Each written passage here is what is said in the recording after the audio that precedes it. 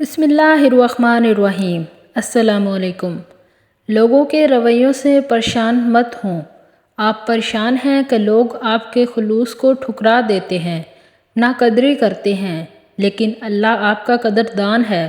کیا یہ کافی نہیں کہ آپ اللہ کے سامنے سچے ہیں؟ آپ کو شکوہ ہے کہ لوگ پریشان کرتے ہیں، غم دیتے ہیں، لیکن لوگوں نے تو انبیاء کرام کو بھی نہیں چھوڑا، تو ہم تو عام لوگ ہیں۔